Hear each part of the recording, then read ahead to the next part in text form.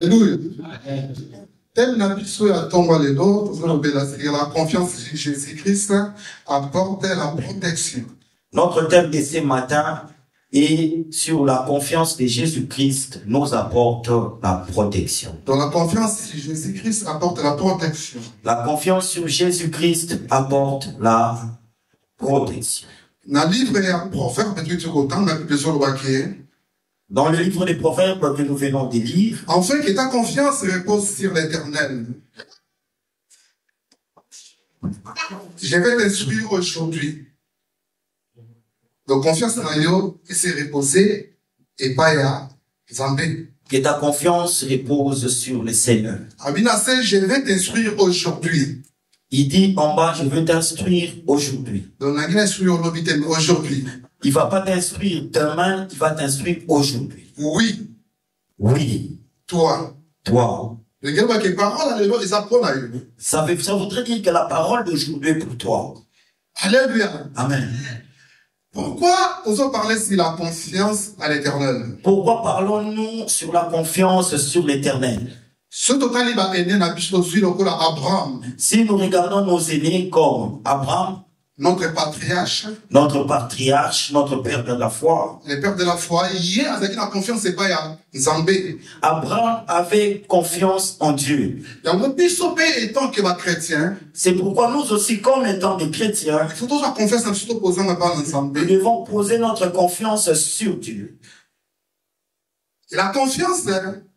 La confiance, c'est toujours l'espérance ferme. C'est une espérance ferme. Ou assurance d'une personne qui se fie à quelqu'un. Ou l'assurance d'une personne qui se fie à quelqu'un. C'est comme une sécurité. Exemple, il y a la confiance. Et je prends exemple de la confiance. C'est une erreur dans la médecine. Si nous remarquons ici en Europe, chacun a son médecin traitant. Donc, si tu vas chez ton médecin, tu as une certaine confiance que tu auras la guérison. Mais si nous voyons aussi les élèves quand ils vont à l'école, ils ont beaucoup plus confiance de leur instituteur. Nous constatons cela ici. Si on donne à un enfant une formule à l'école, si tu veux lui montrer notre formule, l'enfant te dira que notre prof m'a dit ceci, pas comme toi tu me montres. Pourquoi? Parce que c'est la confiance. Parce qu'il a cette confiance en son professeur. Confiance dans quelque chose, confiance à quelque chose, nous voyons aussi cette confiance. Si quelqu'un prend le médicament qui est inscrit par son médecin, quand il prend ces médicaments, il a cette confiance que ces médicaments-là vont le soigner. Alléluia. Amen. Mais confiance entre ma couple. De même, nous voyons aussi cette confiance qui existe en couple.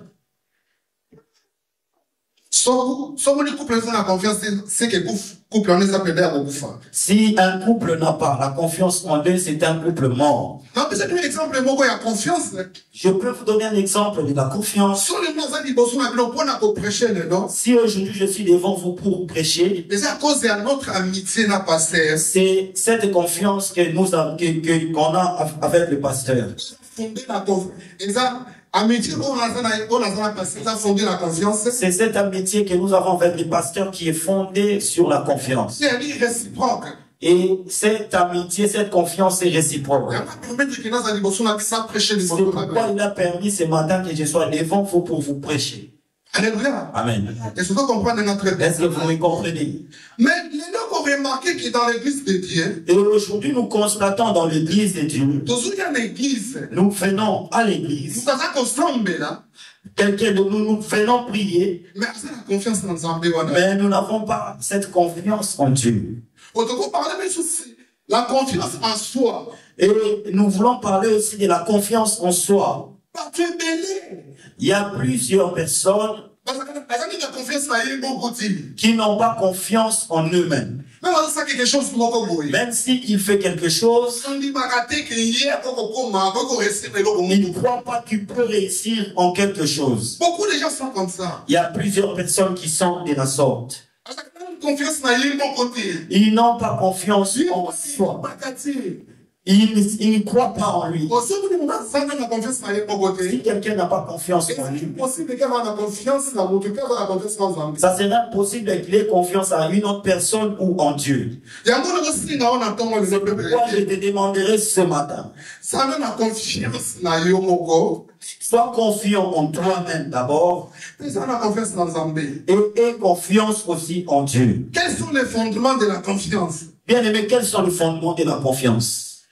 Le fondement de la confiance est tout simplement... Le fondement de la confiance est... Donc, il faut croire dans la capacité. Il faut croire dans tes capacités, sur tes capacités. Il faut croire dans la capacité. Il faut croire sur tes capacités. Il y a plusieurs personnes qui ne croient pas à leur capacité. Il veut faire quelque chose, il a des doutes qu'il réussira. Oh, au contraire, il y a confiance et il manque de confiance. Le contraire de la confiance est le manque de confiance. Si tu n'es pas confiant en toi, quelque part, ta vie, et vous allez limiter, peut stationner quelque part. Ta vie sera limitée et stagnante. Parce que tes yeux, tout autour tes yeux ne verront que tout autour de toi. Confiance parce que ta confiance sur Jésus-Christ, ta confiance sur Jésus-Christ, parce que ta confiance sur Jésus-Christ te permet de voir au-delà. Amen. Peuple de Dieu, pourquoi nous parlé sur la confiance en Jésus-Christ? Pourquoi je parle sur la confiance en Jésus-Christ? Nous venons de lire sur Actes des Apôtres. Je veux introduire mon message sur un ami. Un collègue. Un collègue. Un compagnon d'œuvre. Un compagnon d'œuvre. Sur Jésus-Christ. Lui, il a su mettre sa confiance en Jésus. Avant qu'il mette sa confiance en Christ, mais cet homme-là, comme on a dit Saul, cet homme s'appelait Saul. Est-ce que vous avez Saul? Si nous lisons la Bible, c'est la personne qui a beaucoup écrit sur la Bible. C'est Saul. C'est lui qui a écrit beaucoup de livres. Par rapport à d'autres écrivains. Mais la confiance de ce Saul provient d'où? Saul, si nous regardons son histoire, la Bible est en train de nous relater quand l'église de Dieu, après avoir Jésus, et Jésus a couché, après la mort de Christ, la Bible nous dit il a fallu que les disciples puissent s'élever pour propager l'évangile. Pour continuer la mission que Christ leur avait commencé. Et maintenant les disciples, au lieu d'entrer dans cette œuvre, dans cette mission, ils étaient allés se cacher dans la chambre haute. Pour prier, pour jeûner. Pour jeûner. Leur mission n'était pas de rester. Leur mission était d'aller partout dans le monde pour prêcher la bonne nouvelle. C'est quand ils ont enfermés quelque part. Parce qu'ils étaient enfermés quelque part. C'est pour la persécution. La persécution était venue. D'où vient cette persécution pour envahir les chrétiens, pour persécuter l'église? D'où venait cette persécution que les chrétiens ont subie en ce moment? Quand Jésus, les principaux sacrificateurs et les sacrificateurs,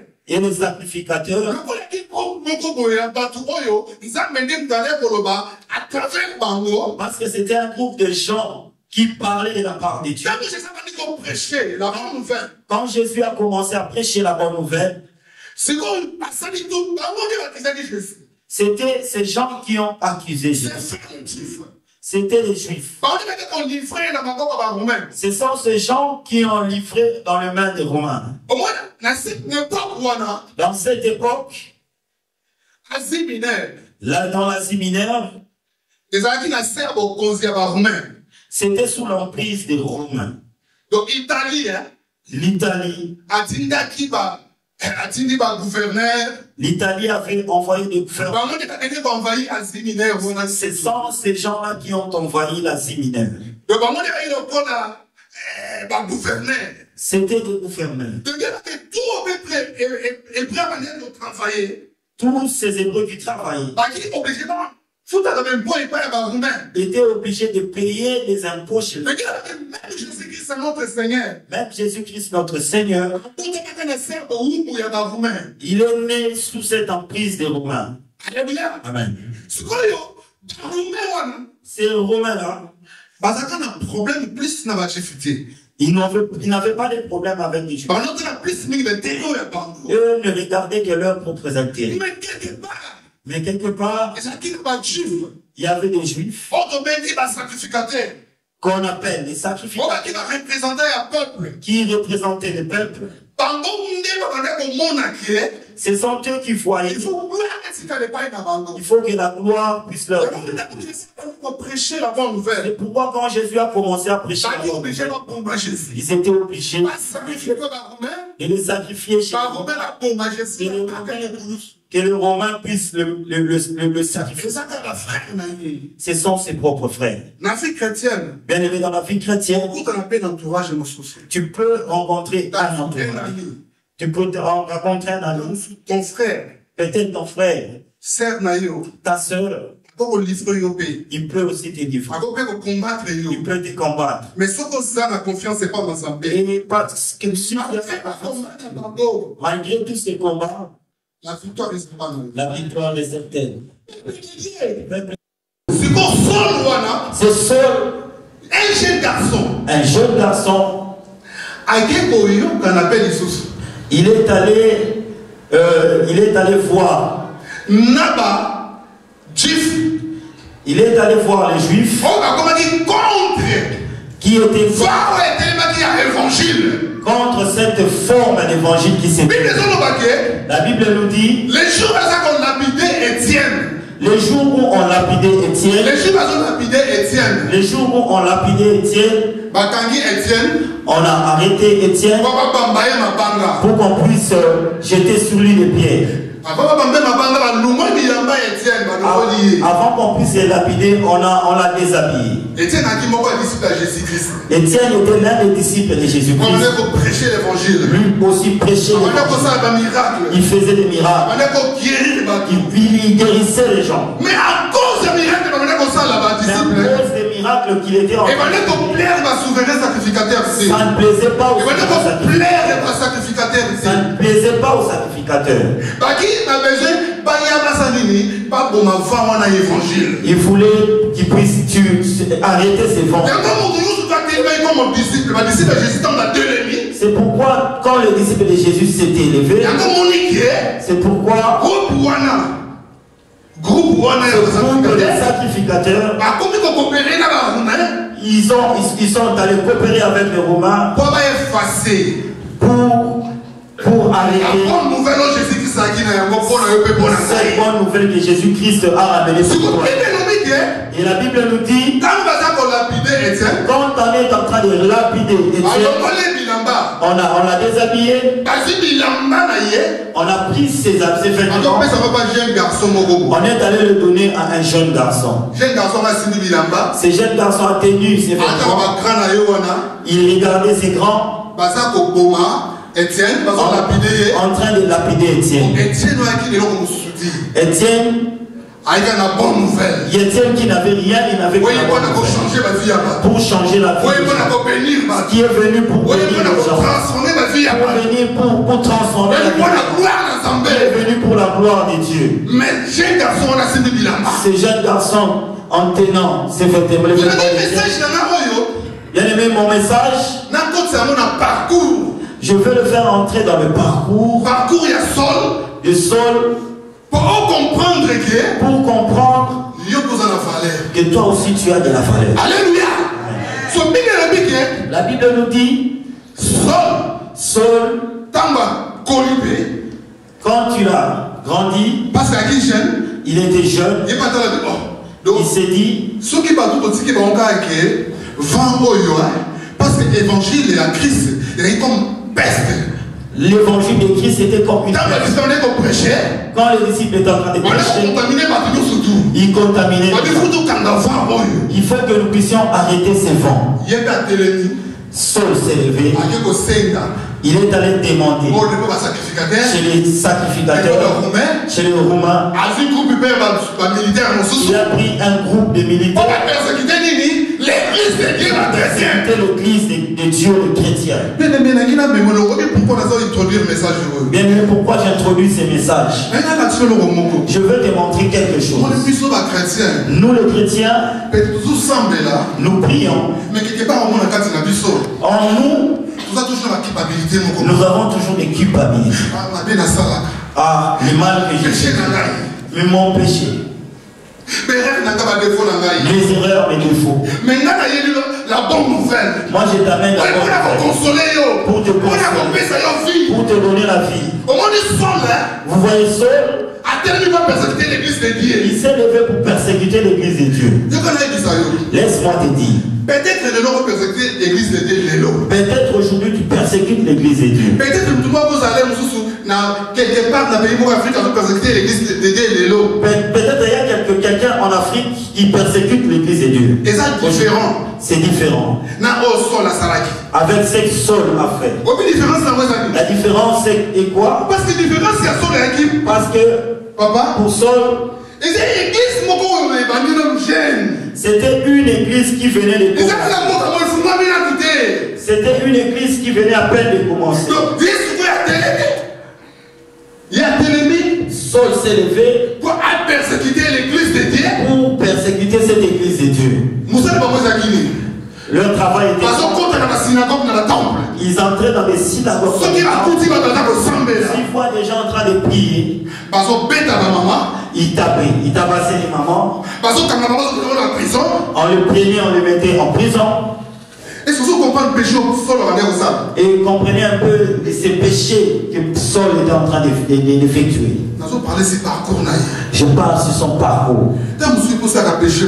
Peut-être toi aussi tu fais adieu à subir un péché. Peut-être tu persécutes l'église de Dieu sans le savoir. Bien aimé, ton péché. Parce que Saul, l'église était encore jeune. Dans le temps de l'épanouissement, ils sont venus pour fermer la bouche à l'église. La Bible nous dit que ce jour-là, il s'est levé.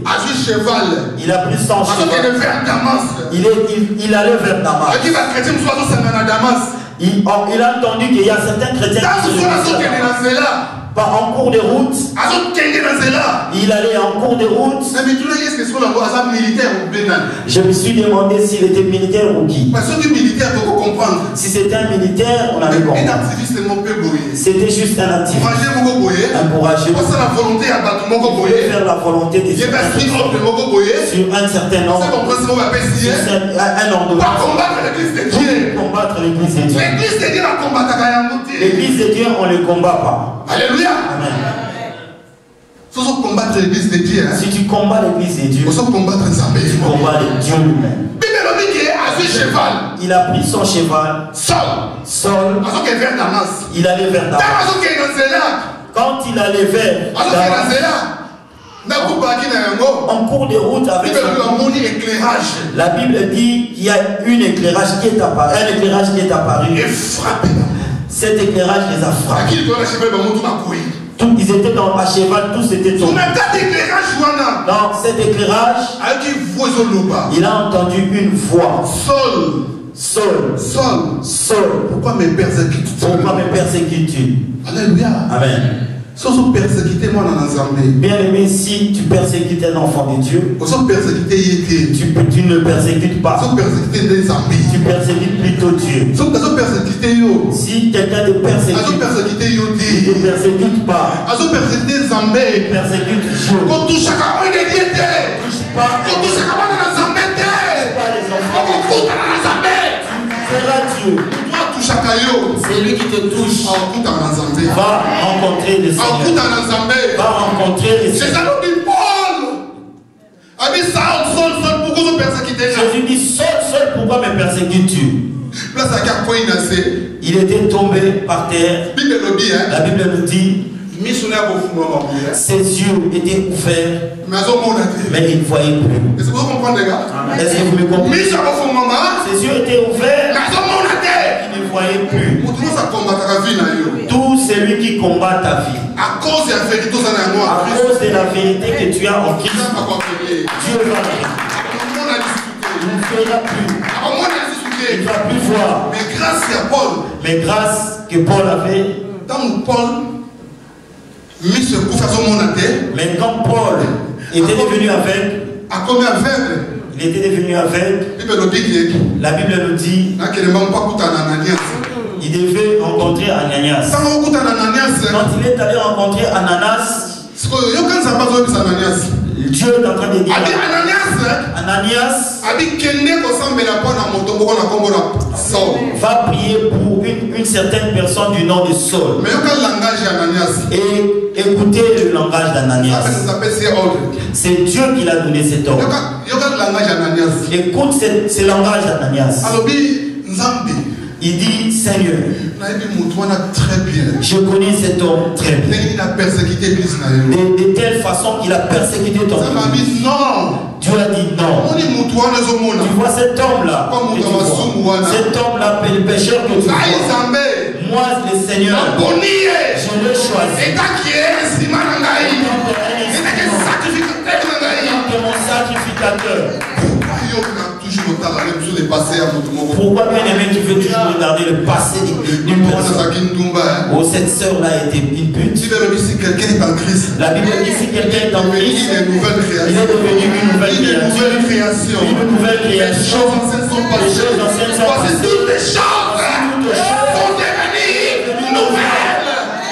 Alléluia. Pourquoi regarder le passé?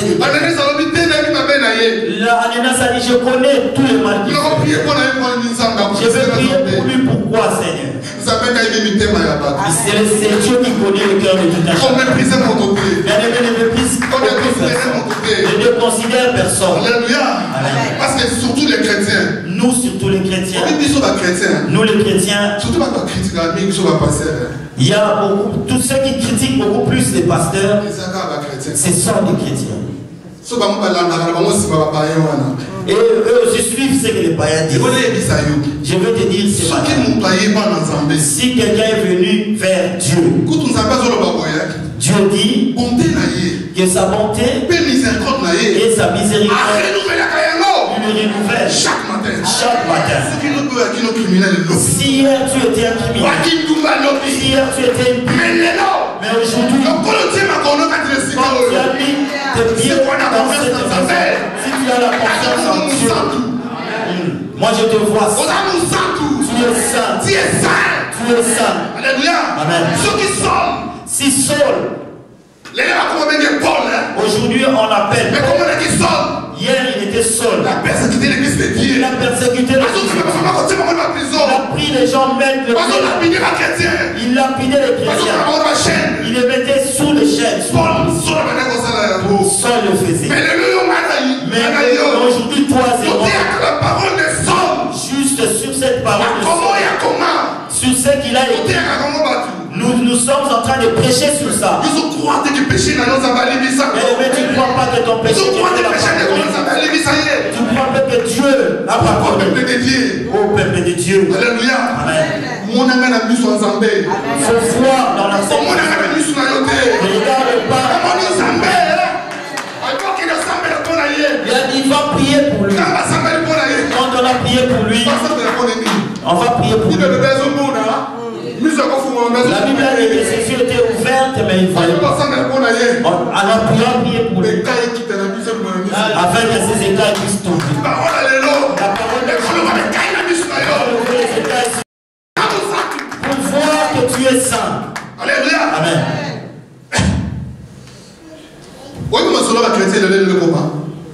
Vous voyez ce que les chrétiens disent aujourd'hui. Ces pasteurs-là, il a beaucoup des erreurs. Vois ton pasteur saint. Alléluia. Amen. Et Dieu a dit, je l'ai choisi comme mon instrument. Alléluia. Amen. Il y a un moment que le jour où Saul a donné à Jérusalem.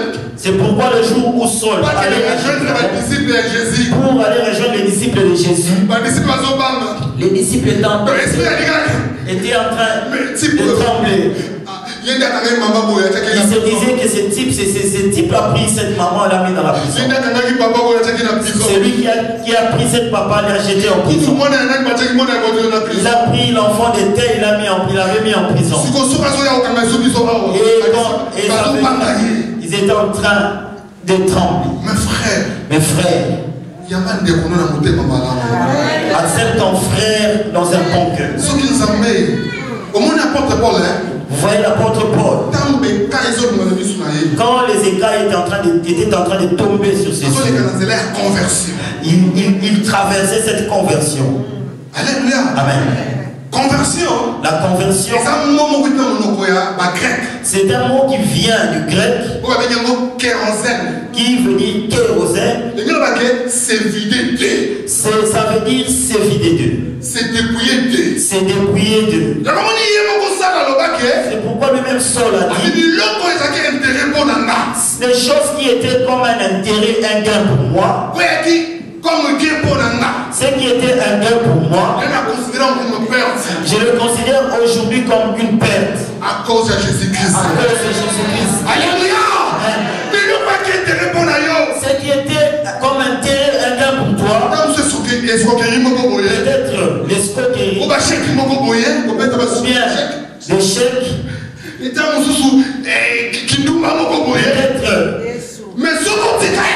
Mais si tu l'as, à cause de Jésus-Christ. C'est à cause de Jésus-Christ. C'est à cause de Jésus-Christ. Les gens savaient que si tu te lèves, tu commences à mais à cause de Jésus-Christ, tu l'as arrêté. La Bible nous dit, si le Fils vous a franchi, vous serez réellement libre. Alléluia. Amen. Comme libre Jésus-Christ. Alléluia. Amen. Il y a ton confiance. C'est pourquoi ta confiance. À cause de Jésus a sali na kati na vie. À cause de ce que Jésus-Christ a fait dans ta vie. Alléluia. Il a dit, je ne resterai pas comme ça. Je ne resterai pas comme ça. Il s'est converti et quand il a commencé à prêcher la bonne nouvelle, on l'a connu. Vous savez, quelqu'un qui était comme un bandit, que tout le monde le connaissait, s'il s'est converti, il va ramener une foule. Les gens viendront avec curiosité pour voir si c'est. Et quand ils viendront, ils vont entendre, ils vont écouter l'évangile, ils se répondent. C'est la même chose avec Saul. Quand il s'est converti, il a commencé à prêcher la bonne nouvelle. La Bible nous dit, l'Asie était bougée.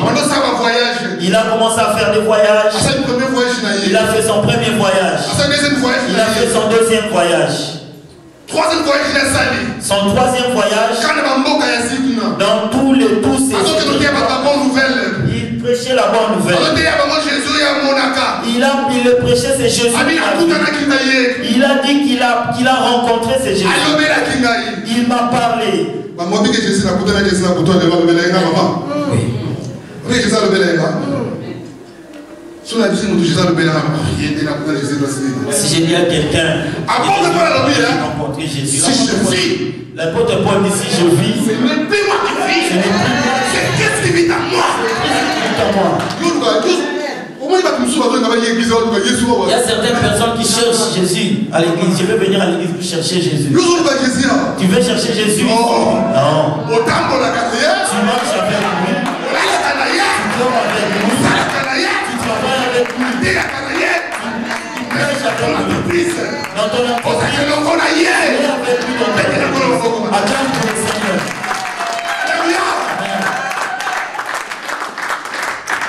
Alléluia. Amen. Paul a dit qu'on prêchait la bonne nouvelle. Paul a commencé à prêcher la bonne nouvelle. Quand il a commencé à prêcher, ces gens qui l'ont ordonné d'aller persécuter l'église, comme il s'est retourné contre eux, ils se sont dit, comme lui aussi commence à être dans ce groupe, on va maintenant le combattre. Bien aimé, tu sais pourquoi on combat ta vie? J'ai demandé à un ami, c'est un catcheur. Il me dit ceci. Le fétiche ne mange. Cette personne, le fétiche ne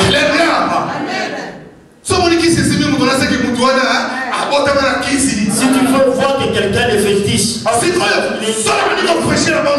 cela a commencé à prêcher. Il a donné le dos à ses sacrificateurs. Bien aimé, on te combat. Parce que tu leur as donné le dos. Parce que tu as donné ta confiance. Tu commences à servir. C'est la raison pour laquelle tu vois. Parce qu'il connaît le Christ. Il le voit. Il le voit. Alléluia. Amen. Il cherchait maintenant à l'arrêter. Quand on l'a arrêté, pourquoi on l'a arrêté? Il n'y a qu'un seul motif qu'on a pu arrêter. Parce qu'il avait un seul message. Et il savait que c'est Jésus-là, on l'avait enterré. C'est Jésus-là, on l'a enterré. Donc, ils ne comprennent pas. Cet activiste qui était avec eux, c'est lui qui était avec eux. Cette même personne, il commence à dire aux gens, répandez-vous, convertissez-vous, parce que Jésus-Christ, je l'ai rencontré. Alléluia. Amen. C'est ça son péché. C'est ça son péché. À cause qu'il leur disait qu'il a rencontré. Ils se sont dit non. Ceux qu'on persécuté, on laisse ces gens, on doit viser cet homme qui a changé de camp. On doit maintenant l'arrêter. La Bible nous dit, on l'a arrêté. Vous voyez quand on persécutait Étienne, on a arrêté Paul. On a commencé à le persécuter. La Bible dit un jour, on a commencé à le lapider. Bien aimé, on te lapidera. Bien aimé, c'est leur mauvaise parole. Ils le diront dans ta vie. Mais si Dieu est pour nous, qui sera contre nous? La confiance en Jésus-Christ. Apporte la protection. Alléluia. Amen. On les lapidait. Il était entouré de pierres. Les pierres. Ce n'était pas des chiffons, des pierres. Mais il y a quelque chose à ça. Vérité comme parce que la vérité mais on n'arrête pas la vérité. On le lapidait, il s'est levé. malgré toutes les bosses sur son visage, il a pris la parole de Dieu.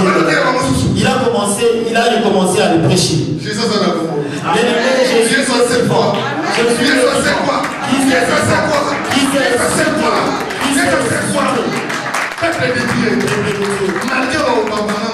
Malgré le pierre que tu recevras à cause de Christ, dans leurs paroles, pour te décourager, lève-toi. Prêchez la bonne nouvelle. Alléluia. Parce que dans cela, Jésus-Christ, parce que dans le pied de Jésus-Christ, et la progression de ta vie. Paul a pris la parole, a commencé à prêcher. Dans ce contexte, c'est que nous sommes dans Actes des Apôtres. Et là, on est arrivé dans Actes des Apôtres. Qu'est-ce qui est arrivé dans ce chapitre 28? Dans ce chapitre 28. La Bible me dit. La Bible est en train de dire. On a arrêté Paul. On l'a mis dans la prison en Asie mineure. Là où on mettait beaucoup de disciples en Asie mineure. Ils ne comprenaient pas les disciples.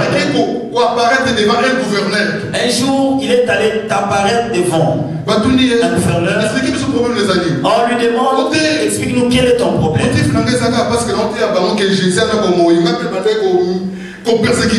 Le motif n'est que je suis en train de dire que Jésus-Christ est vivant parce que je persécutais cette église. C'est parce que j'ai quitté leur camp.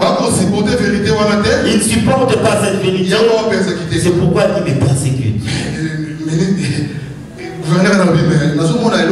Le gouverneur dit, je ne vois pas pourquoi on les condamne. Il faut comparaître à Rome. Mais les sacrificateurs disent, parce que ce cas est grave, il doit aller à Rome.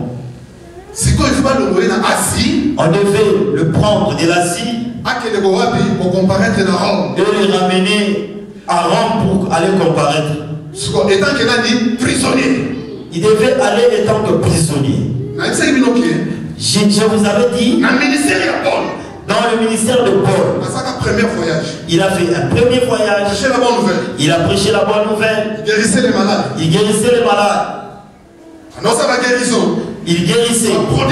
Il faisait des miracles de prodiges. Son deuxième voyage, les gens se repentissaient.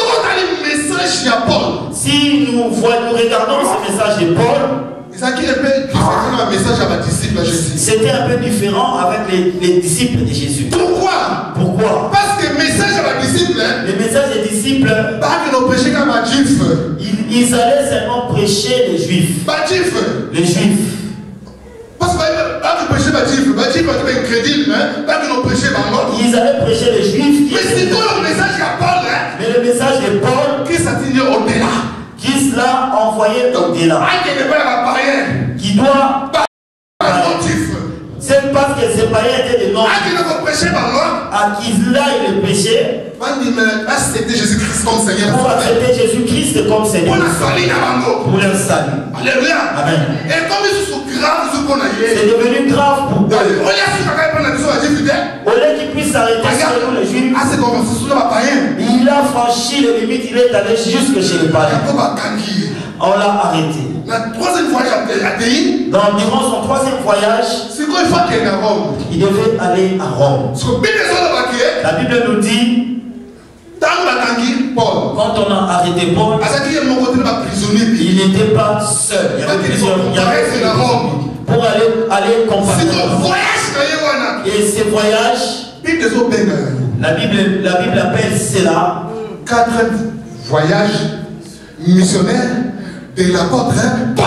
Le 4e voyage missionnaire de l'apôtre Paul. Alléluia. Vous comprenez? Vous comprenez? Dieu est seulement Dieu. Dieu est seulement Dieu.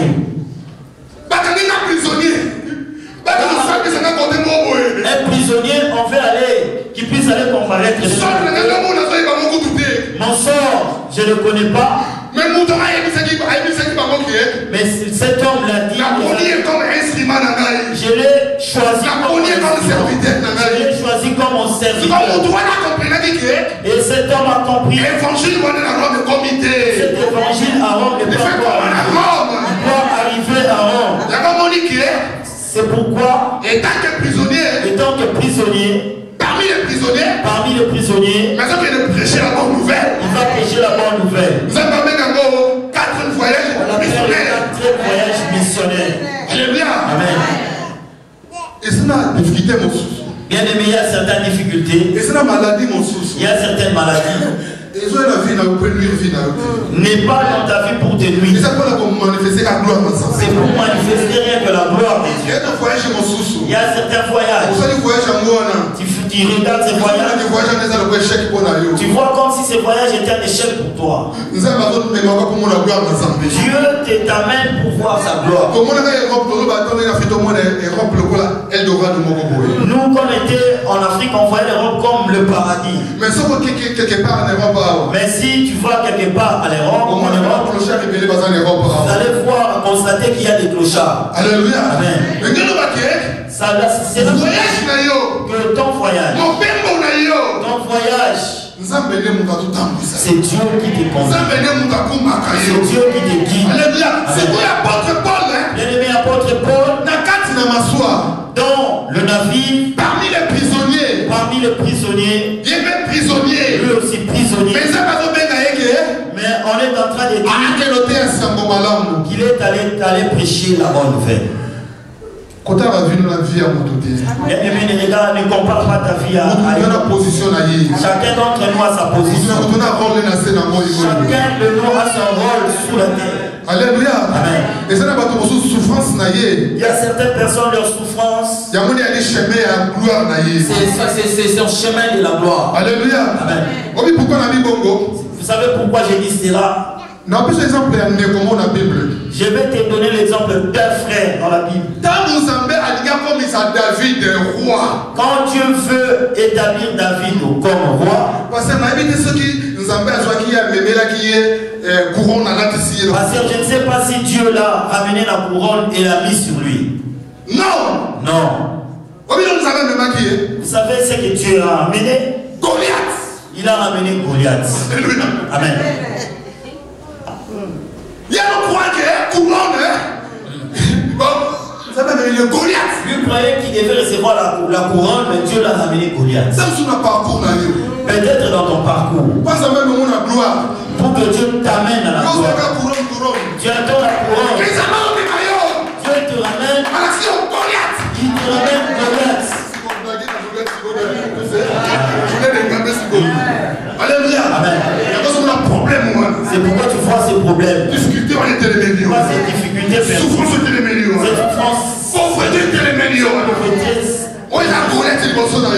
Goliath qui est devant toi. Et sa couronne de gloire. C'est là que c'est une couronne de gloire. Alléluia. Alléluia. Amen. Attends pour le Seigneur. Alléluia. Ça va ramener Goliath. Dieu l'a ramené Goliath. Alléluia. Amen. Peuple de Dieu. L'apôtre Paul dans les navires. Ils ont commencé en direction de Rome. Avec certains prisonniers. Il y avait le capitaine dans le navire. Il y avait des matelots dans le navire. Il y avait aussi des militaires pour sécuriser ces prisonniers. Alléluia. Amen. Je vais te dire, peut-être dans ton bateau, dans ton navire, ces navires que tu voyages avec, parce que les navires d'apôtre Paul, il avait rencontré quelque chose. Ok, l'apôtre Paul que nous sommes en train de c'était juste un porteur du message de Dieu. C'est lui qui est porteur du message de Dieu. Malgré les obstacles dans sa vie. Alléluia. Amen. Malgré les obstacles dans sa vie, tu atteindras ton objectif. La Bible nous dit il y avait une grande tempête. Une grande tempête qui a frappé ces bateaux. Alléluia. Amen. Quel est le bateau que tu es? qui subit ces tempêtes. Quel est ce bateau que tu es dans ta famille? Quelle est cette tempête qui est en train de frapper? Je vais te dire, malgré cette tempête qui est en train de secouer, aie confiance. Aie confiance en Christ. Ne crains pas cette tempête. Ne crains pas cette tempête. Quand la tempête est en train de secouer le bateau, les gens s'agitent. C'est pourquoi vous voyez les gens aujourd'hui agités. Pourquoi es-tu agité? Quelle est la tempête qui secoue ta vie? Pauvreté. La pauvreté. Souffrance. La souffrance. La dette. Les dettes. Mais quelque part, quelque part dans la banque. Il y a certaines personnes qui sont là à l'église, mais qui sont fichées à la banque. C'est pourquoi il est agité. Parce que le bateau est agité. Parce que les bateaux de Paul étaient en train de s'agiter à cause de la tempête. Quelle est cette tempête qui te frappe? Les dettes, les factures qui ont débordé. Alléluia. Amen. Quelle est cette tempête qui te incurable. C'est peut-être une maladie. Dans ces bateaux, c'est pourquoi tu es. Quelle est cette tempête? C'est la stérilité. Il y a la stérilité qui t'agite. Tu ne crois pas en ce Dieu. C'est Dieu qui a fait avec Paul, fera aussi. Quelle est cette tempête qui t'agite? Vous voyez dans la vie, tout le monde a un problème. Tout le monde a des problèmes. Celui qui n'a pas de problème, soit sincère, lève la main. Tout le monde a un problème. Celui qui n'a pas de problème, tout le monde a des problèmes. Mais dans tes problèmes, ne sois pas agité. Parce que ton avis, il y a une personne. Alléluia. Si nous regardons la Bible, dans les disciples, Jésus leur a dit de passer de l'autre côté. Quand la tempête a agité leur bateau, Pierre est spécialiste de mais ces jours-là, il était limité. Bien aimé, quand tu es limité, si tu es bloqué, buté, fais comme ses disciples. Ils étaient allés réveiller Jésus. Ils ont dit maître. Si ton bateau fait être que c'est coulé aujourd'hui. Jésus aujourd'hui. Prends la solution. Prends la guérison. Prends la sécurité. Prends la maladie qui rappelle. Prends la pauvreté. Prends la souffrance. Jésus est parmi nous. Jésus est parmi nous. Alléluia. Amen. Pourquoi tu es agité? Bien aimé, pourquoi tu es agité? Pourquoi tu trembles? Tellement que ce bateau est devenu agité. Il est Mathéo. Les soldats. Ils se sont entendus.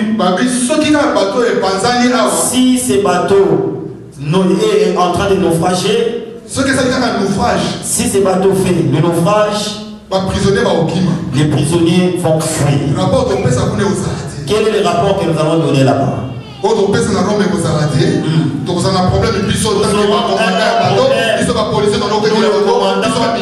Les policiers de ces bateaux. Alléluia. Amen. Bien aimé, ta barque, c'est lui qui sait le conduire. C'est pas ton père. C'est pas ta mère. C'est pas ton oncle. C'est pas ton grand frère. C'est Jésus-Christ de Nazareth.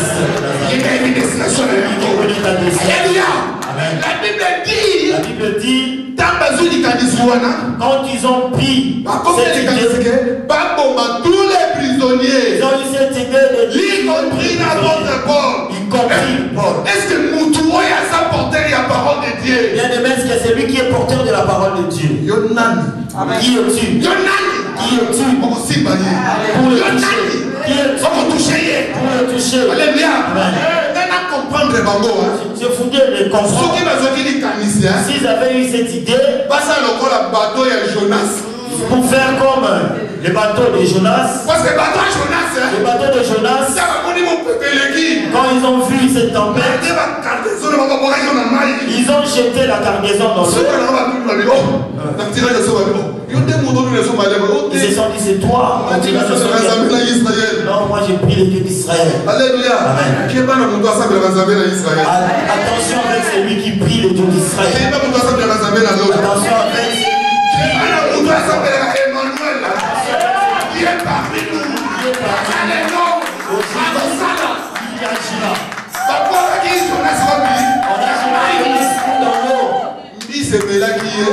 On l'a avalé par le poisson géant.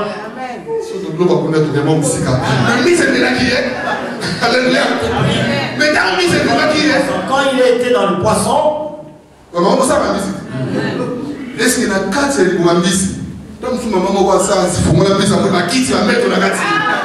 est-ce que vous aviez dans le ventre du poisson, il y a des chaises, des lits? Alléluia. Amen. Il y a quoi dans le ventre du poisson? Jonas dans le ventre du poisson. Et les grands poissons qui on parle de l'eau. On est les vomir animaux. C'est lui qui t'a avalé. Alléluia.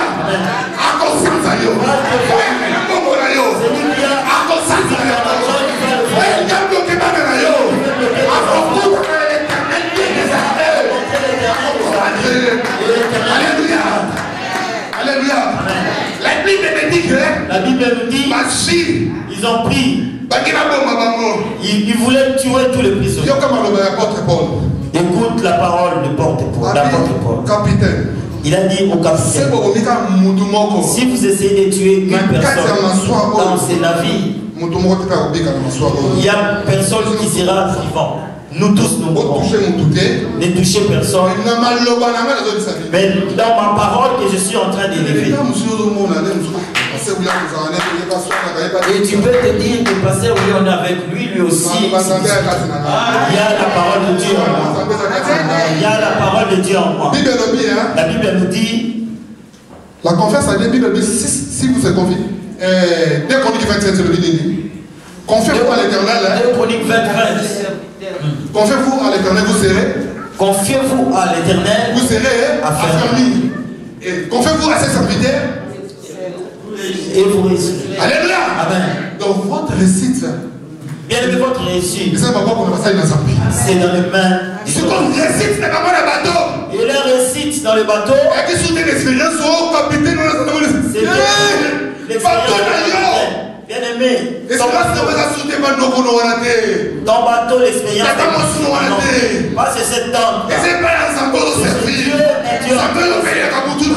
Dieu qui est en train de te guider. C'est lui qui conduira ton bateau. Alléluia. Amen. Alléluia. Amen. La Bible nous dit, ils ont pris cette initiative de tuer. Il a dit, ne tue pas. Malgré il y avait cette tempête. Quand la tempête a frappé, le bateau s'est déchiqueté et ils sont sortis sains et saufs. Dans l'île de Malte. Acte chapitre 28. Verset 1 à 6. Verset 1 à 6.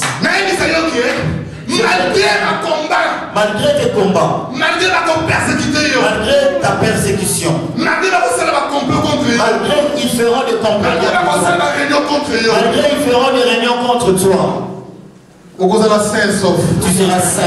Parce que tu es dans le camp de Dieu. Tu es dans le camp de Dieu. On ne vainc jamais. Alléluia. Amen. On ne vainc jamais. Parce que par Christ, la victoire est certaine. La victoire est certaine. La victoire est pour tes enfants. La victoire est pour ta famille. La Bible nous dit, ils sont sortis. Ça, ils sauf dans cette île. Dans l'île de Malte. Quand ils sont arrivés sur cette île, ils ne sont pas arrivés à Rome, ils sont arrêtés à l'île de Malte. Il y avait un vent. Ils sont déjà, ils viennent des tempêtes, des naufrages. La Bible nous dit que les habitants de Malte, les barbares, ces païens, ils les ont accueillis. Quand ils les ont accueillis, avec leurs habits mouillés, ils ont allumé un feu. Ils ont allumé un feu. Bien aimé, tu me suis. Ils ont allumé un feu. Quand ils ont allumé un feu, l'apôtre Paul est allé prendre aussi des bois, les morceaux de bois, pour mettre sur le bois, sur le feu, parce qu'ils avaient froid. Il n'y avait pas de chauffage. Il n'y avait pas de chauffage. Ils prenaient des bois, les morceaux, pour leur chauffer. Je vais te dire, malgré ce froid, malgré ce naufrage, ce naufrage qui est en train de te secouer, je veux que t'allumer le feu. Je veux t'allumer le feu. C'est qui va chauffer cette maladie. C'est qui va chauffer cette maladie.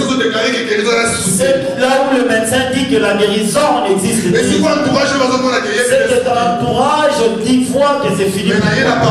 Jamais la parole de Dieu. C'est qu'on appelle le feu dévorant. C'est qu'on appelle la feu du vide. Pour réchauffer ton corps. Quand on a allumé le feu avec cette vipère, il y a une vipère qui est sortie.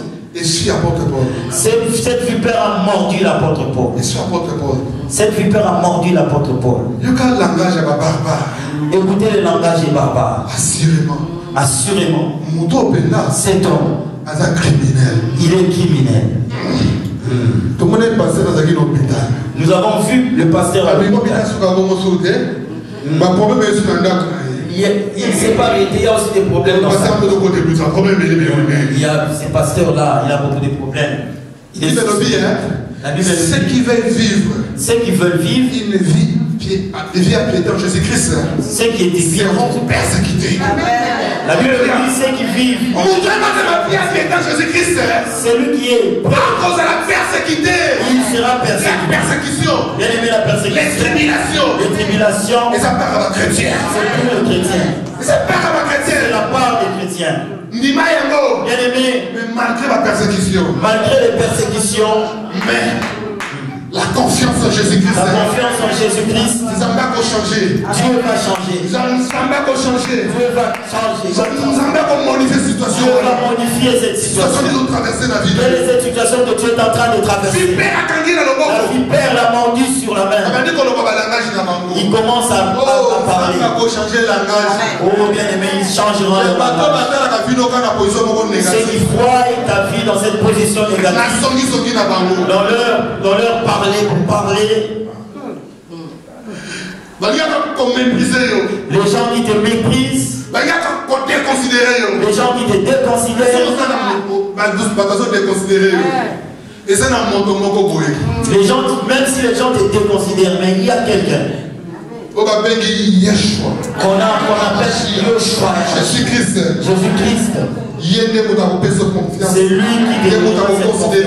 C'est lui qui te considérera. Alléluia. Amen. Ils ont commencé à si la justice la condamne. Regarde en réalité la vipère, bien aimé, en réalité la vipère a des venins. Il a des venins. Là où ils étaient, il n'y avait pas. Eux tous, ils étaient en train de me regarder.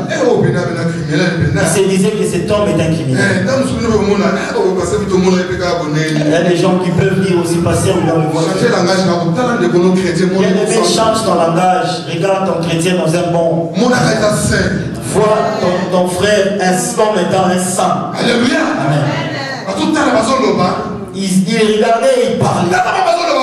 Quand ils étaient en train de parler, mais l'apôtre Paul, il connaissait ces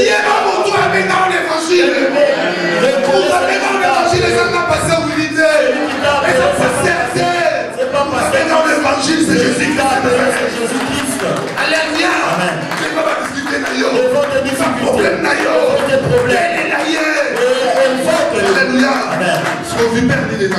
Quelle est cette vipère qui te tient? C'est lui qui t'amène à la mort. Alléluia. Amen. Vipère. Quelle est cette vipère? Quelle est cette vipère qui est sur toi? Elle me regarde en toi, quel est ce problème? La solution. Sur cette maladie, la solution est là. Sur ces difficultés, la solution est là. Bien aimé, bouche tes oreilles. Fais confiance. La Bible dit, ils attendaient. Ils ont vu cette vipère qui était suspendue sur la main de la porte. Il est tombé sur le feu. L'effet dévorant. Le feu dévorant. L'effet divin. Le feu divin. Celui qui vient. C'est sur cette maladie incurable. Alléluia. Amen. Maladie où on va diagnostiquer dans l'hôpital. Cette maladie qu'on n'arrive pas à diagnostiquer à l'hôpital. Bien aimé, vous savez, c'est la bonne microscope. C'est la parole de Dieu. C'est la parole de Dieu. Quand on touche mon thème, ça touche ton cœur. Alléluia. Amen. Ce matin, regarde pas cette vipère. Regarde Christ. Fixe ton regard sur Christ. Je veux vous dire, c'est un témoignage pour qu'on puisse. Je vais vous relater une histoire. Il y avait une personne. Cet homme.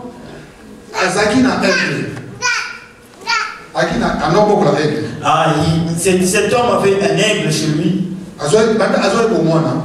Il a pris cet aigle depuis son jeune âge. Il a mis sur une cage. S'il veut le faire sortir hors de la cage, il prend un fil, il met sur la patte de l'aigle. S'il le laisse sans le mettre ce fil, il va s'envoler par.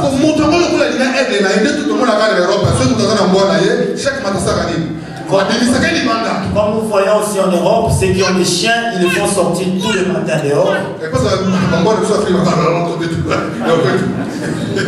Alléluia. Hier, chaque matin, il faisait sortir cet aigle hors de la cage. S'il fait sortir cet aigle, il met une corde. Ça voudrait dire que même si cet aigle a pris l'envol, même s'il va 5 mètres en haut, même s'il va 10 mètres, c'est cette corde qu'il a retenue, il descendra. Chaque jour, tous les jours. Mais un jour. Mais il y a un jour, il y avait une personne qui sortait, qui passait. Il le voyait faire cet exercice. Malgré que cet aigle montait vers le mètre, parce qu'il avait cette corde-là. Il y a une personne qui passait. Il est venu chez cet homme. Messieurs, j'ai besoin de cet aigle. Il a dit cet aigle m'appartient. Bien aimé, Satan aussi dit ceci. Toi tu appartiens. Il n'y a pas ces gens de la famille qui disent, même s'il est en Europe, il m'appartient. Cette tante-là dit, c'est moi qui les tiens. Qui peut tenir la vie d'un homme?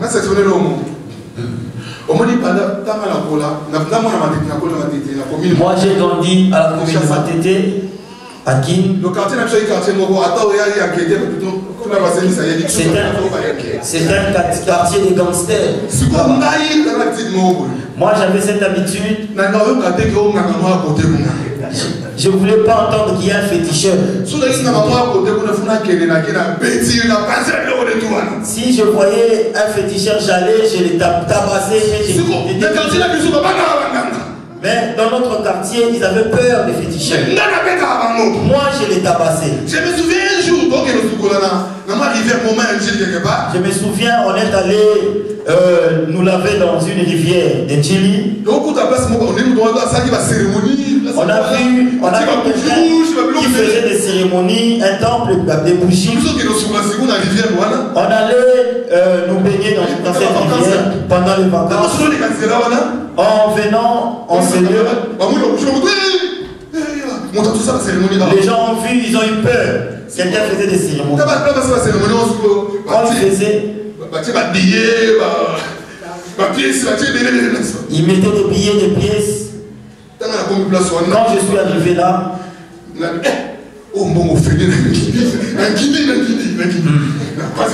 j'ai détruit tout, j'ai pris l'argent qui était là. Malgré que j'étais païen. Mais Dieu savait. Moi, Willy, je veux le servir. La grâce de Dieu était sur moi. Amen. Vous voyez, nous, dans notre tribu, j'ai fait la parenthèse. Dans notre tribu, si tu mets au monde des jumeaux,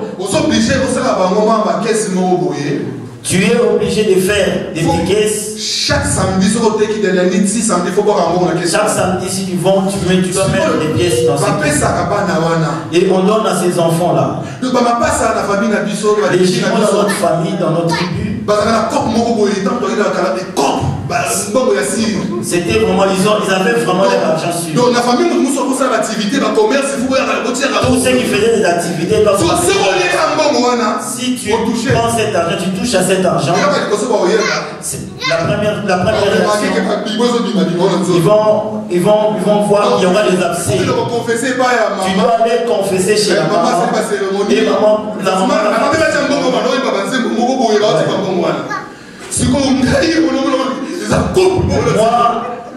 Alléluia. Amen. Moi, j'ai cassé cette pièce. Je prenais cet argent-là. Ça me faisait.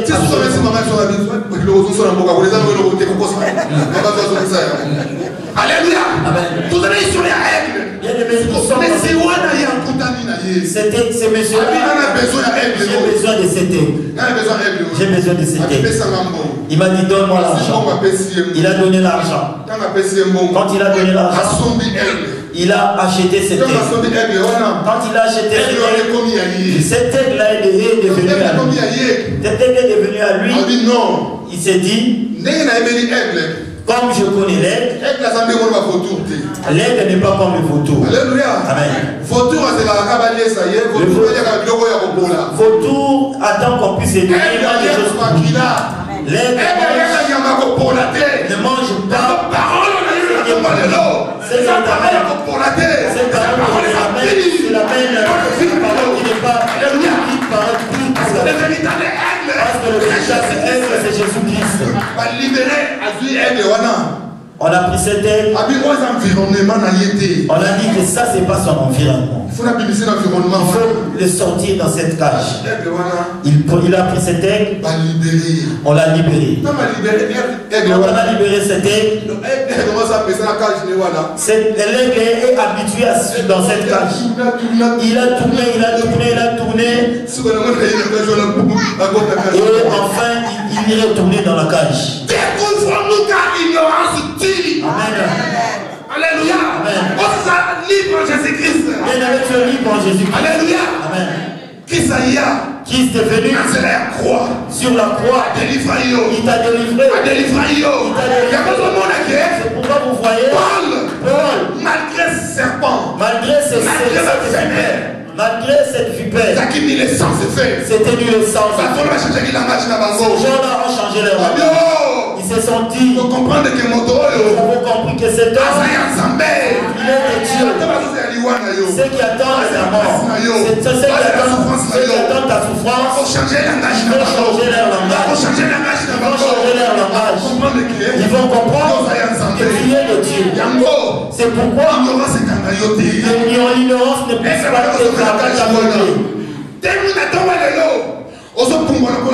aujourd'hui, ce matin, tu vas voler comme l'aigle. Alléluia.